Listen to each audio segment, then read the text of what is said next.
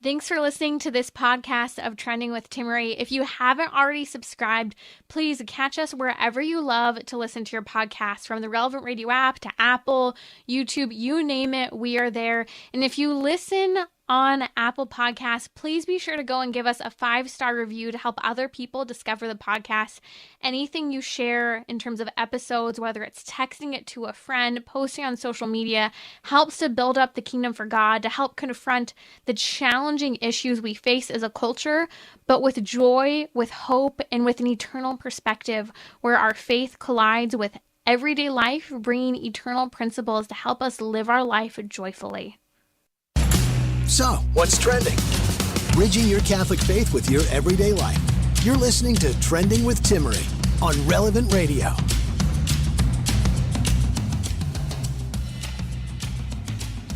Welcome to our weekly Gentleman's Hour. Today on Trending, we will be unpacking fascinating topics today. Gentlemen, listen up. Do you fear commitment of marriage or think that moving in together is the next step in your relationship? Or have you been there, done that? Maybe you tried moving in together before marriage. How did that work out for you? I would love to hear from you. Numbers 1-888-914-9149. Conventional wisdom holds, and even sociologists will comment that early marriage seems to increase the risk of divorce. Is this true, and is this true for everyone? Well, not for religious people who marry young in their 20s and don't cohabitate before. I'll share with you more on this new study in just a moment. Hugh Brown will join me from American Life League as we unpack this, as well as a recent Wall Street Journal article. That's right, Wall Street Journal article going mainstream here, talking about porn's impact on teenagers, particularly teenage boys. Also, as we know, Wednesdays is the day that we dedicate in the church during the week to Saint Joseph. Friday, we focus on the Passion of Christ. Saturday, Our Lady. We could go on and on about different themes throughout the week, but Wednesday is that day for Saint Joseph. So we're going to unpack a little bit of the litany of Saint Joseph here on Trending. Joining me now is Hugh Brown, the Vice President of American Life League. You can find them at all.org, doing incredible pro-life work. It's one of the many ways you can get involved in pro-life work today if you're wondering how to get a little bit more involved today. I want to talk to you about the Institute for Family Studies' latest study on the religious marriage paradox. They wrote an article, two researchers, Bradford, Wilcox, and Lyman Stone, wrote an article in response to their own research about the surprising case for marrying young. As we hear, conventional wisdom tends to say, wait to get married until your 30s, and don't marry early. People try to claim that marrying early is a cause for divorce. But why is it that we see our great-grandparents had successful marriages and they married very early, in fact, in their 18, 19-year-old range? Is this true for everyone? Well, not for religious people who marry young, and get this, don't cohabitate beforehand. I know maybe you've been sick of hearing mom and dad saying it, or maybe you're a mom and dad who have been saying it as nauseum. According to the recent U.S. Census data, many people believe that marrying close to the age of 30 reduces the risk in divorce. But is this true? Well, I want to unpack that now with my guest, Hugh Brown. Hugh, welcome back to Trending. Timmerie, thank you for having me. I appreciate the opportunity. It's interesting talking about this recent information from the Institute for Family Studies and the latest census data. I find it riveting. We have reports showing that 70% of marriages today are preceded by cohabitation, and we have a rather high divorce rate and a low marriage rate. But what's interesting in this new research from the Institute for Family Studies is they show that religious people who get married in their 20s, even their early 20s, who marry directly without cohabitating have the lowest divorce rate and some of the happiest marriages. Now, you and I were talking earlier about this study, and you shared that this is actually part of your own story as well. Oh, without doubt, without question. My wife and I are both 53 years old. We'll turn 54 later this year. I've known her since we were 14. I met her on the very first day of public high school back in 1983. We started dating in the 10th grade. I remember she asked me out. I had I don't think I ever looked a girl in the eye before, and I had told her I had to ask my mom. So I was a big bad football player, and it all got ruined in that moment because people were like, "What did he just say?" And anyway, we went out on dates, and we got engaged when we were 19. We got married at 23 on the very first Saturday. The University of Maryland didn't have a football game my senior year, so that my teammates could be there. And my experience is that Christ has to be in the middle of everything, right? And the world is just lying. And when you say that, especially to people that are either lukewarm or not Christians, they roll their eyes. And the evidence, at least in my life, is overwhelming. You know, one of the things, our oldest daughter is now 28. She wanted social media in the 10th and 11th grade, and we said no, but I allowed her a Facebook page as long as I got one. And that was 2008, 9, or 10. And the only thing really that I've taken away from that Facebook page is that the people that I knew in high school or even in college that are still together are Christians. They're Catholic or they're Christians. Everybody else, and I'm not being judgmental, but it's a train wreck. I mean, it's a nightmare. And I think that you have to have Christ in the center of your relationship, and you have to have trust. And we live in a time, especially as I mentioned, in coaching young men, where they're being preached to by the world that they have to go through as many women or girls as possible. It's a lie. It's a deception. And I think we're really causing harm to this generation and the generation before them by not stressing the value of loving a person and committing yourself to that person through Christ for the rest of your life. I mean, it's just, it makes life what it is. Right. Faith brings a level of accountability to our relationships, particularly those long-term and what are meant to be permanent relationships. I think part of what you just said was so striking that, once you started to head on to Facebook about, 14 years ago or so, that all of a sudden, with reconnecting with people who you had known from high school and college, boom, you see the people who stayed married were the people who had faith behind them. And we live at a time where millennials and Gen Z have increasingly had very little exposure to church. They identify, many of them, as the nuns, not identifying with any religion, not the religious nuns, as we know. And it's interesting to see this because what this says is that they're going to have a harder time in their relationships, both friendships, but also dating, romantic, and marital relationships, because the statistics are clear and they have been for a while. People who don't have a faith-based ethic going into relationships have a harder time sticking it out. And I think that just speaks to our existence, right? I mean, I think you can look anywhere and see that to be true. I think anyone listening to you that would be skeptical of that, just look at the people in your own circle. It's truth, right? The families that stay together more times and more often than not by a significant number, while it's not easy, right? I mean, being married and having a family, it's a challenge. It's not supposed to be easy, right? It's the domestic church. It's a call to sainthood. And we live in a time where the family is under constant attack, even trying to redefine what a family is or redefining sexuality and gender. It's all just nonsense intended to destroy what God created. And men in particular just have to have the courage and the heart to trust in love. You have to trust in love, not the next great conquest, because it just leaves a wake of disaster. Maybe not in your life, but in the lives of the women that you've impacted, it's a disaster. And you're going to be held accountable to that. And you have to trust Christ. My wife said something profound to me. 5th year, 6th year of marriage. It was early on. She was not Catholic when we married. She was very interested in the Catholic Church, and we would go to Mass together. I never mandated or pressed. I mean, who am I to do that? When we started, we got pregnant right after we got married, and she said, our children are going to be raised in the Catholic Church. And she converted, I think, just around the time our first daughter was born. And she said to me in the 4th or 5th year of marriage that my responsibility was not to her. My responsibility was to Christ first, then her. And not that, there was any great struggle or trial going on, but I needed to hear those words because in my mid to late 20s, it really recentered me and gave me a purpose maybe I didn't have before. And that was the Holy Spirit speaking through her to me, a message received, because I necessarily wasn't on the right path at the time. And she really, I mean, it came from a place that just moved me. I'll never forget it. It was a pivotal moment in our lives. And I share that now with others, because men have to have the courage to trust Christ. Serve him first, and then adore your wife. I mean, if she's your girlfriend, make her your fiance, then make her your wife. And yes, save yourself for marriage. Do things the way the Lord intends, not the lies of the world.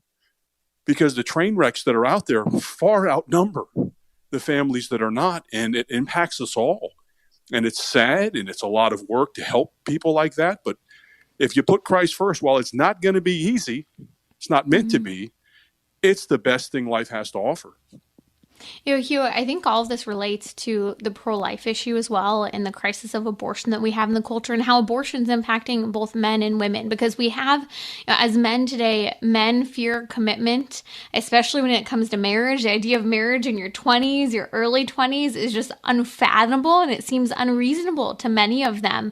And many think that moving in together really is the next step in a relationship. But what you just said reminded me of how faith gives men a mission. Men need and want and long for a mission, and you are called into your mission in a better way if you have a faith-filled spouse who's going to help keep that orientation of the mission correct. And it makes me think about how in our culture, with this permissive abortion and contraceptive mindset, many men have been completely disoriented from any sense of mission or responsibility or truthfulness or integrity with themselves, because that mission that was so common of marriage early and responsibility has been stripped from them. And instead, the wound of abortion has not just been the fact that they're participating in abortions and encouraging them, but it's literally damaging their capacity to be responsible and thriving human beings today.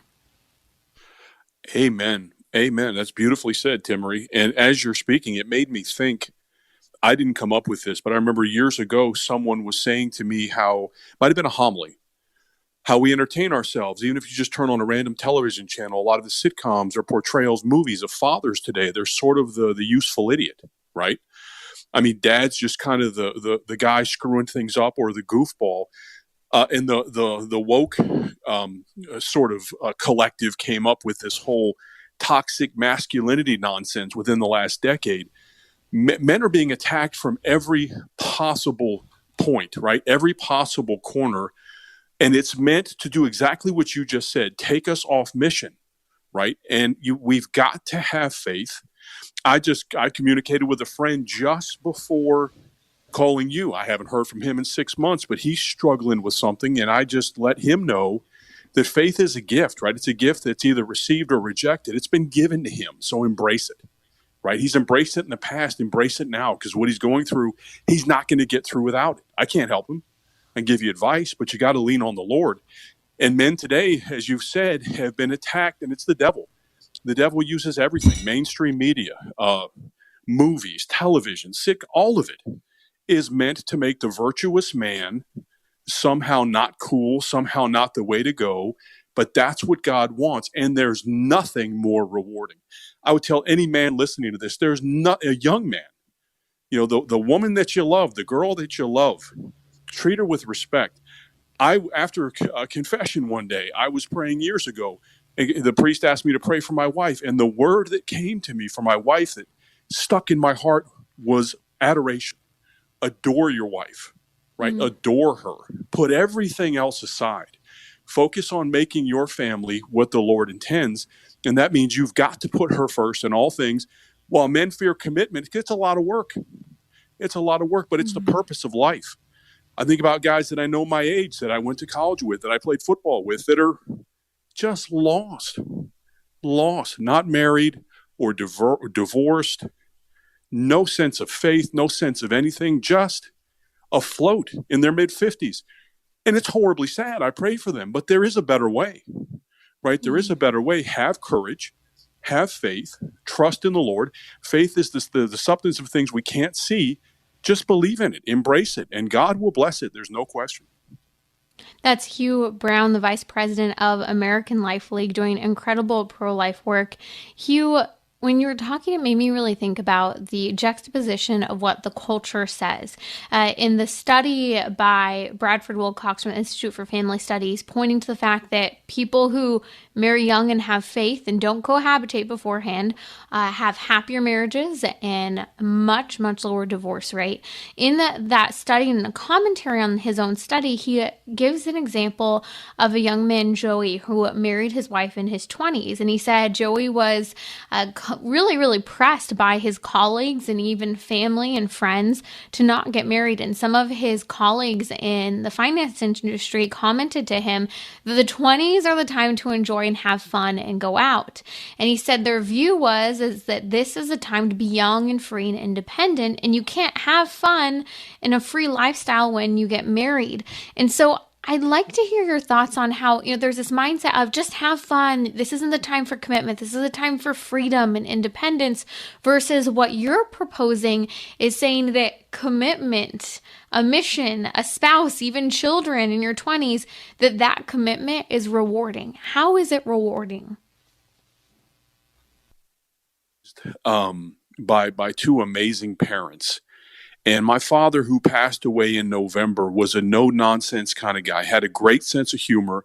I joke with my siblings, did we ever see him in the 50-plus years that I was alive or they were alive, did we ever see him not wearing a pair of just slacks and dress shoes? Did he actually have other clothes? And I say that because he was all business, but he was very loving. And the example that he gave to me was family. And it wasn't just my mom and my sisters and myself. It was his brothers and their families and his mom and my mom's mom and people that I know couldn't even stand him, right? Because everybody was always envious of him for some reason, but he was just successful in everything he did. He was humble. He never said a word. And he trusted the Lord, and he trusted him in a quiet way. You're never going to hear the guy quote scripture, but he served his family, and that's the purpose of mission. Life is family. So having fun, young men in their 20s going out drinking, hooking up with girls, doing drugs, going to the parties, doing all those things, it's hopeless. It's empty. It leads to ruin. It leads to emptiness. And people listening to this that have done it know exactly what I'm talking about, because at the end of that fun day or fun night, there's a feeling of overwhelming emptiness. And that emptiness is the absence of grace. And the grace of Almighty God is never more powerful than it is within the husband and wife and their children and the family. And those husbands and wives that can't have children but are adopting and trying, there's nothing more powerful than that grace. And that grace is the purpose of life. It's serving the Lord. We don't have to be in front of 100,000 people like Billy Graham giving a speech to impact lives. You impact lives in your own home. You impact lives in your own community. You impact lives by being there for your children. That's what matters. So to any young man, I would say the purpose of life is family. Family. And God defined the family. It's a man serving the Lord who, when he's blessed, finds an outstanding person, a woman who he falls in love with, and she serves the Lord and you serve the Lord. And while you're not perfect, you strive to be better. You strive to be better. You strive to serve the Lord. And God blesses that. And it is just, there's nothing better on planet Earth. The research is clear, and it's something we can share and preach from the rooftops that faith and social sciences match one in one. That is Hugh Brown from American Life League. Find them at all.com. We'll put a link on social media in the podcast notes. But here's the bottom line. Institute for Family Studies' latest research that came out made it very clear. If you marry young in your 20s and you have faith and you don't cohabitate beforehand, it is a sure safety against divorce and for happiness. It shows shared faith is linked to more sexual fidelity, greater commitment, and higher relationship quality. This goes hand in hand with a number of other studies, one including a study from Harvard that says women who regularly attend church were 40% less likely to divorce. And a Stanford study that was cited in the Institute for Family Research Studies showed that other research is linking how cohabitation, divorce, especially for women, have very negatively impacted women in their future relationships with husbands. And so this is the truth of the matter. It's not just religious studies coming out. It's Harvard, it's Stanford, it's the Institute for Family Studies, and others who are telling the truth about the reality and the goodness of marrying young and not fearing that commitment, especially for men who I know it's a great leap of faith sometimes, it seems like, to make that commitment. But Hugh, your story is such a testament to this. I want to come back talking about Wall Street Journal. We're going mainstream here, is actually talking about how pornography is impacting teenagers and relationships, particularly teen boys. We'll be right back here on Trending during our weekly Gentleman's Hour. Also, we're going to unpack a part of the Litany of St. Joseph, talking about St. Joseph today on his day, which is every Wednesday in the tradition of the church.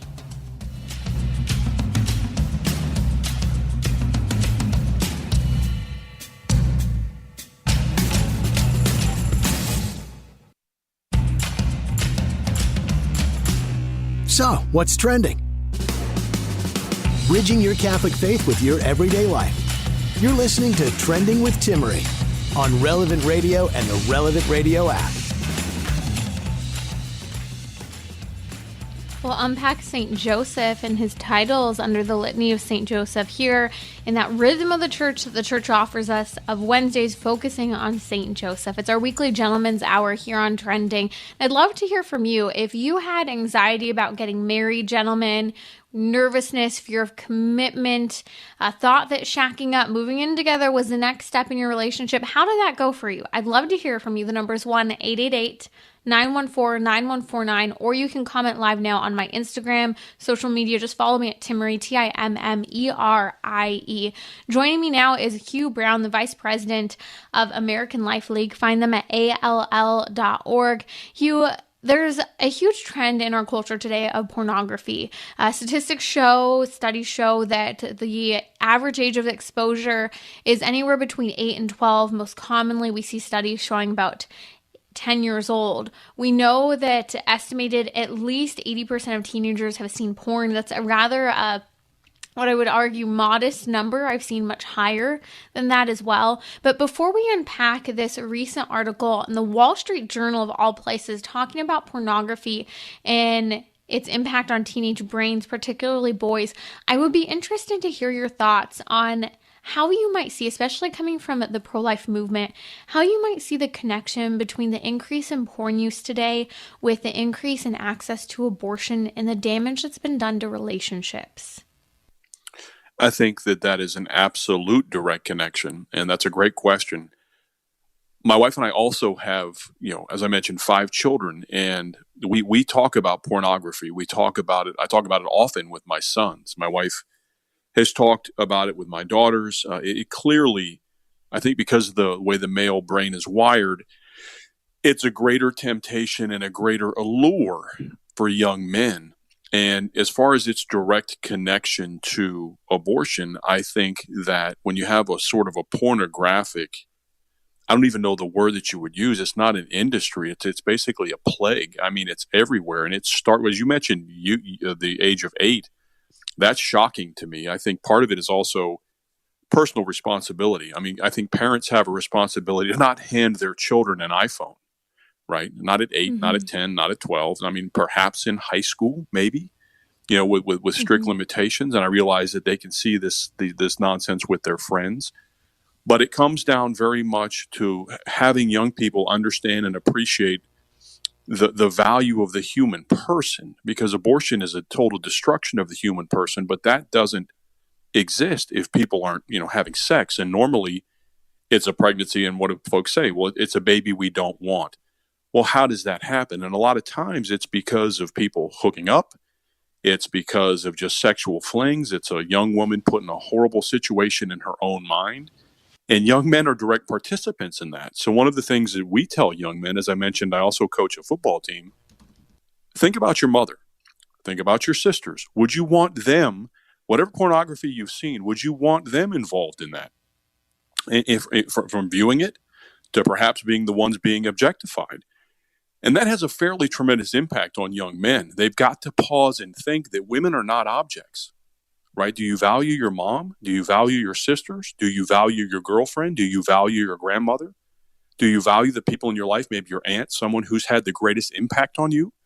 Would you want them involved in this? And the answer is no. So we have to get them to think about it, because the allure and the temptation is strong. And just saying, like most things, just saying don't do it isn't enough. So we work very hard to get young men to think about the value of the human person in terms of sexuality as well. But that takes direct effort, because we're combating a giant in the sheer volume of pornography that's available a click away for young men. Yeah.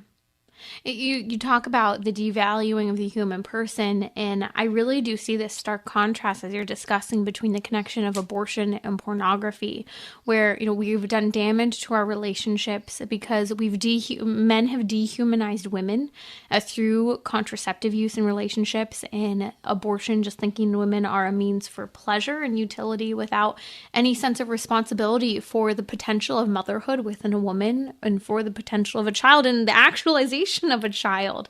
And with that, we've seen the dehumanization of children as well. And so we're in this culture today from abortion of utility and pleasure with regard to how we view other human beings. And like you said, it's not just a matter of saying don't look at pornography. It's a matter of regaining that value for ourselves, especially for women, and the value that men have toward women and toward children. And this is an uphill battle. I was looking at kind of the rage of the Women's March, and I watched all the speeches for the rally they had in Washington, D.C., which, by the way, only a couple hundred people showed up for. They did not have people in the thousands. It was their Summer of Rage rally or Summer of Fury rally. And they were so angry. And I think about how the pro-life movement for over 50 years now has been an upward battle against a culture that is very utilitarian and dehumanizing. And that's what we're still in, even with the overturning of Roe versus Wade. And this is how, by helping to rehumanize and value people, this is how we bring about a culture of life and a culture that has endorsed abortion, even viewing it either as something that's okay or, in the majority of cases, a necessary evil. And so I love that, here you are working for American Life League, but at the same time, you're following on the steps and heels of your football career and working and passing on the faith and values to young men now with being a football coach. And I think that these are areas where we can challenge ourselves to take, some of our skill sets and our hobbies even, and to use that to help re-evangelize and bring a culture of life in a way that people might not necessarily think is incredibly pro-life, but that's part of what you're doing and instilling these values in young men today, Hugh. Well, thank you, Timmerie, but I think it's critical too. And as you're describing that, it got me thinking. We tell people at St. Michael the Archangel Catholic High School, which the American Life League has been very involved in from day one, and I mention that because we have a program that we call the Culture of Life Studies program, and it goes all the way down to preschoolers, all the way up to 12th grade. It's not a curriculum that's going to teach you math, English, and science, but there are modules that will talk about dozens and dozens and dozens of different things. And it's an opportunity to evangelize. And I think, in stark contrast to what kids are learning in the public school system now, I'm thinking of a young man who came to us from one of the public high schools 2 counties away from us. And his mother was very upset that at lunch 2 or 3 years ago, he was handed a flyer to a club that was the transgender something or another club, and it was as anti-Christian as you can possibly imagine, and she wanted him out of that environment. And I mention him because I use him as an example. We have some very devout Catholic families, but then having a pretty successful football program, we also have a number of young men who aren't Catholic. And I've had Catholic families say, well, I don't know that I want my children around other families or young men that aren't Catholic. And that's given me a tremendous opportunity to say, number one, that's not how the Lord thinks. And number two, we're also very careful in how we admit and all these other things. But we have an opportunity to evangelize, right? We have an opportunity to share God's message, to share the message of the Catholic Church, in many cases to young men that aren't going to hear it anywhere else. And they have to understand that they as men, God made them men, have a grave responsibility to be men. They have to serve the Lord first. And that, you mentioned St. Joseph. What a marvelous example. I talked to someone earlier today, I believe on Sacred Heart Radio, and we were talking about the fact that the church is built on the sacrifice of the saints and martyrs. And many of those people gave their lives for the very things we're talking about now, immorality, right? We don't happen to live in a time where if you're pro-life, you're being, murdered yet. Or if you oppose pornography, they're coming after you yet. But it has happened in the last 2,000 years. Mm-hmm. So those examples are people that serve the Lord and gave their lives, and we have their help in heaven. We have to understand that our faith is a very serious matter. We have to evangelize. We have to tell the truth, and we have to ask young people, just like you started off this afternoon, have faith, have courage, be willing to love the person that God put in your life, be willing to commit, be willing to serve the Lord, not the world, because that messaging is constant, it's relentless, and it is essentially anti-Christian, because it's telling, as you said, it's pleasure at any cost, pleasure at all costs, objectifying women. Okay, she got pregnant, have an abortion. It's just like throwing away something in the garbage, and that's not the truth. So we've got to, Timmerie, I like to tell people, if not us, who? We have to tell the truth. We have to be willing to discuss the difficult things. We have to be willing, especially with young men, to tell them that the Lord has created them for a purpose, and that purpose is not what the world is telling you. It's your own discernment. It's developing a prayer life. It's understanding, what does God want from me? And I can't answer that, but the Lord will answer it for you, right? But you've got to distance yourself and disconnect from the lies of the world. And that's a critical part of reclaiming young men for Christ. That's Hugh Brown, the Vice President of American Life League. You can find them at all.org.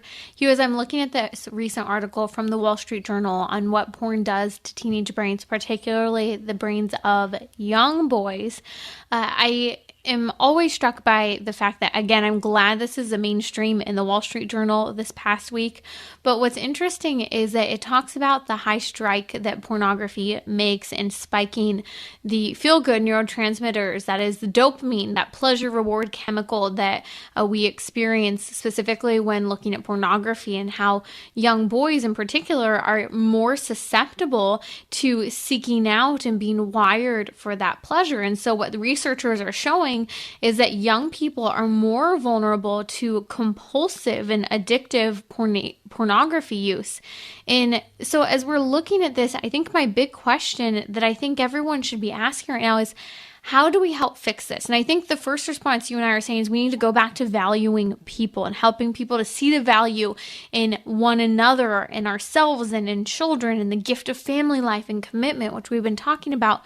But also, as you mentioned earlier, the idea of not giving your kids technology when they're really not ready. I'm a huge advocate for screenstrong.com. Melanie Hempy, the founder, is a guest we have here regularly. We'll include a link to screenstrong.com, but they make the argument for delaying technology use for kids and personalized screens from phones to tablets, because the exposure for everything from pornography to the damage of depression, anxiety through social media is very real. And we've got to lock down these screens, Hugh, from screenstrong.com, having those resources for why we should do it, understanding that your kids won't be ostracized or alienated or social outcasts for it, but also having resources such as Covenant Eyes. We'll include a link on social media in the podcast notes for restricting access to pornography and getting a notification if your kid pulls it up on a smartphone, tablet, or computer. I think that these resources are resources we need, Hugh, because we live in a culture where it's so easily accessible, and such a culture that is so dehumanizing, that we need to take these tools in our own lives as adults, but also in our children's lives as well. Without a doubt. And we can talk all day about personal responsibility and about accountability and about instilling values, but we also have to understand that the devil never stops. And you and I began speaking about the example you gave of a couple that got married in their early 20s. And that example, as I mentioned, I can find now my friends in their 40s and 50s on Facebook, same kids that loved each other back in the 80s, and committed and did things the right way, are still together. With that, fatherhood and motherhood comes a responsibility to your children, right? And President Reagan, I'm thinking of my father, President Reagan used to say, trust but verify. So we're raising you the right way, but we also know that we're human, that we make mistakes, and we've got to put in place the structures and use the tools that are available to us. It's naive to say the kids aren't going to access technology. That's naive.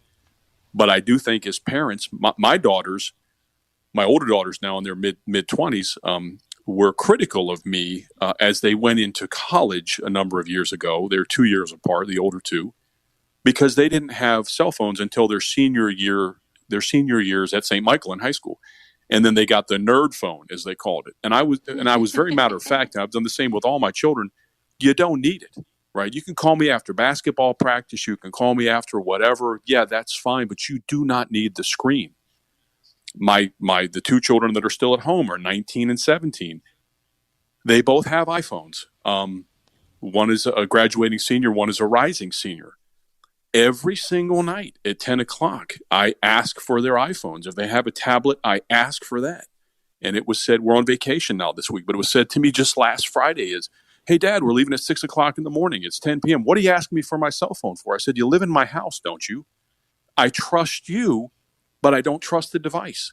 And my wife, similarly, we've put different apps on the phones to make sure, and we've been blessed not to have a lot of issues, but we have had issues. It's naive to think that you won't. Because from Instagram, what's the horrible one? Snapchat, goodness gracious. TikTok, right? The things that kids can access are beyond XXX rated, and they don't, in some cases, it just pops up. So the devil will never stop. So Timmerie, I'm glad you were advertising those apps. I'm going to make note of them. One of them I'd not heard of before, but I think it's important to share. I will share that with all the families in our high school and at the American Life League as well, because it's Christian, Catholic parents have got to take responsibility for those things, because the devil is not going to stop. And the next TikTok app or whatever the next one's going to be is probably on the way, and it's probably going to be worse. And the one after that, 5 years from now, is probably going to be worse than that. That's how the devil works. And we have got to stay vigilant and on top for the well-being of our children, because those things can cause harm, no question. I'll include a link to some of these resources we've mentioned, including to the Wall Street Journal article on social media and in the podcast notes for today's show. Be sure to subscribe, relevantradio.com/trending, or wherever you subscribe and catch your podcast. We are there. But I mentioned Covenant Eyes for pornography filtration to put on your devices and computers, setting restrictions on smartphones and smart devices that actually you can block adult content websites and even set which websites your kids are allowed to use. Screenstrong.com is an incredible resource for parents in helping to delay screen use, understanding the science, the impact on kids, and giving you incredible resources. And finally, the Gab phone. You want talk text only for your kids. The Gab phone is one way to do that. So I'll include this list in the podcast notes for today's show. That's been Hugh Brown, the Vice President of American Life League, promoting family pro-life values, that we bring back a pro-life culture through truth in the humanization of people and the Christian dimension of the human person. You can find them at all.org. Again, that's all.org. I'll be right back here on Trending to talk about St. Joseph on this day, Wednesday, that we dedicate in the week to St. Joseph, talking about why he gives us that model of being the leader of the family and is an inspiration to anyone seeking out a family. But also, I want to hear from you. Gentlemen, did you maybe have a fear of commitment or think that shacking up was the next step in your relationship rather than marriage? Give me a call, 1-888-914-9149.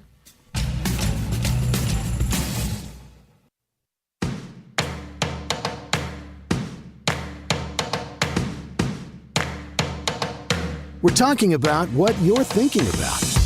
You're listening to Trending with Timmerie on Relevant Radio and the Relevant Radio app.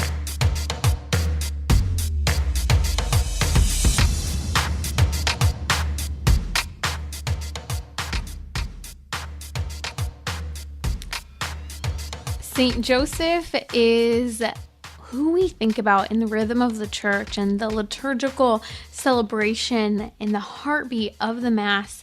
this week. Every Wednesday is dedicated to St. Joseph. And I love this day in particular because it's an opportunity to meditate upon him, his intervention, his intercession, his role in the Holy Family. And I want to talk a little bit about some of the titles he holds in the Litany of St. Joseph that is commonly prayed to him and is a very, I think, a special way to celebrate and mark Wednesdays in the week, remembering and asking for his intercession. But we've been talking today during our weekly Gentleman's Hour a lot about marriage responsibility, the impact of everything from pornography and abortion and this dehumanization and lack of responsibility that's occurring in our culture, but also among men today. And I am curious, Institute for Family Studies released a study saying that people who marry in their 20s don't cohabitate before getting married and have faith, that they are having very happy marriages and marriages that are becoming rather divorce proof, in fact. And so I want to hear your thoughts. Did you think that commitment or had a fear of commitment that led you to delay or not get married? Or did you at any point think that cohabitating was the way to go and that was the next step in a relationship? How did that go for you? I'd love to hear from you. The number's 1-888-914-9149, or you can share your thoughts now on my Instagram. I'm there live as well as on social media, Twitter, Facebook. We're there. Just follow me at Timmerie, Timmerie. Okay, Matt's calling from San Antonio, Texas. Matt, I'd love to hear your thoughts on this topic of marriage and fear of commitment. Welcome to Trending. What was your experience? Hi, Timmerie. How are you doing? I'm doing I great. myself was married for about, okay. Yes. I was married for about 8 years myself, and the marriage didn't last. But it was exceptional in the sense that I got married at all, and I'll tell you why. A lot, you're typifying men as being commitment phobic, or young men as becoming commitment phobic, and so on. I don't necessarily think that's a very fair comparison. I think what's happening in the society at large is a lot of young men and men in general are doing a cost-benefit analysis around marriage, in their minds. When you consider that half of marriages end in divorce, and 70% of the time it's the female spouse who initiates the divorce, and that 90% of the time any children that are born of the marriage go to the woman, that adds up to a 1 in 3 chance that if a man gets married, at some point his wife is going to leave him and take his children and stick him with the bill. And a lot of young men know this, and they're doing a cost-benefit analysis. They don't necessarily think that their relationship with the woman that they want to marry is going to necessarily be any better than anyone else's. So why should they think that they're right in a better situation? Why should they think that they're any exception? Right. So, Matt, you bring out a really, really, really, I think, good number of points that men are doing this cost-benefit analysis. It's true. Half of marriages end in divorce today. Females tend to initiate the divorces, and children usually go to the women. And so men are experiencing a grave fallout when it comes to the breakdown of the family and the negative dimension in which marriages are ending, if they even begin at all. And you started by arguing that, maybe men are getting the short end of the stick here in my argument that, men fear commitment. I hear what you're saying, that they're looking at their cost-benefit analysis, but I think that a lot of men, before they even get into that cost-benefit analysis, they're not even thinking about marriage. Like, marriage isn't even a blip on their radar, and maybe it's because of the brokenness as we see in the culture, but it is interesting to see that maybe men aren't necessarily fearing marriage, but they're just being wise and saying, maybe marriage just isn't for me. And I think that's due to the lack of quality of women today. And I really do think that that's the challenge on both ends of the spectrum, the lack of quality of men and the lack of quality of women.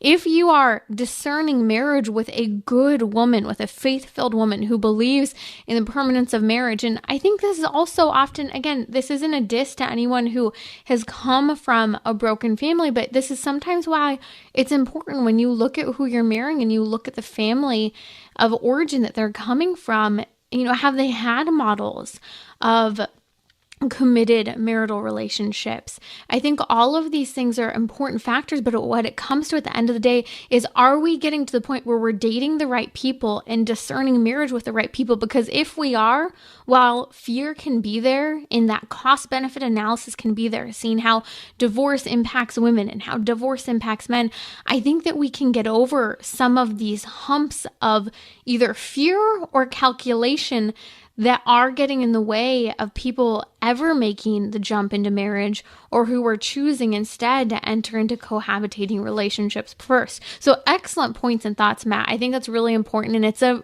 challenge to everyone and anyone who is single to really value your faith, to let that faith permeate in your life, to make you an excellent human being so that you can be an excellent spouse to someone if that is something that you are interested in. And I think that those are really important things that we're remembering, that we become the people we want to marry, the qualities that we so desperately desire, so that someone isn't sitting here looking at me saying, I'm doing this cost-benefit analysis, and hun, you're not worth it.